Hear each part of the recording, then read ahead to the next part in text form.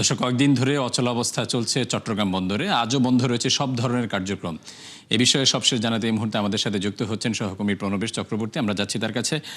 প্রণবেশ, এই অচলাবস্থা থেকে কবে নাগাদ সমাধান হতে পারে? সমস্যা নিরসনে এখন পর্যন্ত কোনো ধরনের উদ্যোগ আপনারা দেখতে পেয়েছেন কিনা?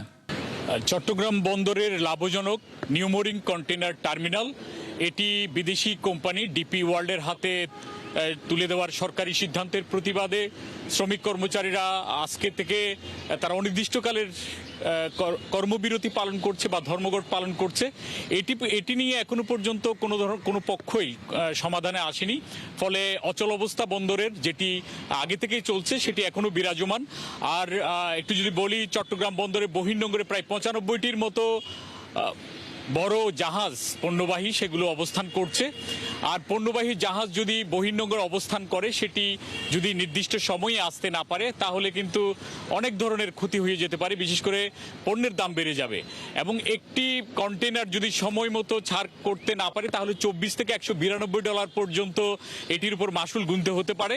আরেকটি হচ্ছে, জাহাজ প্রতিদিন যদি অপেক্ষা করে এবং নির্দিষ্ট সময়ের বেশি যদি অপেক্ষা করে, তাহলে দিনে প্রায় $10,000 থেকে $50,000 পর্যন্ত তাকে জরিমানা গুনতে হতে পারে।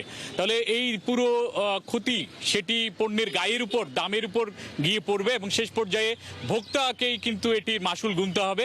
এই কারণে চট্টগ্রাম বন্দরের শ্রমিকদের যে এখন ধর্মঘট, এটার কারণে বন্দরের আমদানি রপ্তানি কার্যক্রমের যে অচল অবস্থা, এটি সামনে যে রমজান এবং রমজানে ভোগ্যপণ্যের বাজার প্রভাবিত করতে পারে বলে এখানে ব্যবসায়ীরা বলছেন।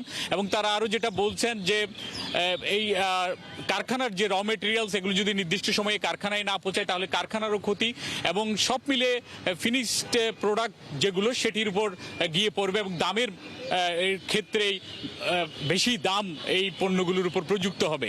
একইভাবে যারা রপ্তানি যেসব পণ্য, এগুলো যদি নির্দিষ্ট সময়ে শিপমেন্ট না হয়, জাহাজীকরণ না হয় এবং আপনাকে অসংখ্য ধন্যবাদ। দর্শক, চট্টগ্রাম থেকে জানাচ্ছিলেন আমাদের সহকর্মী প্রণবেশ চক্রবর্তী।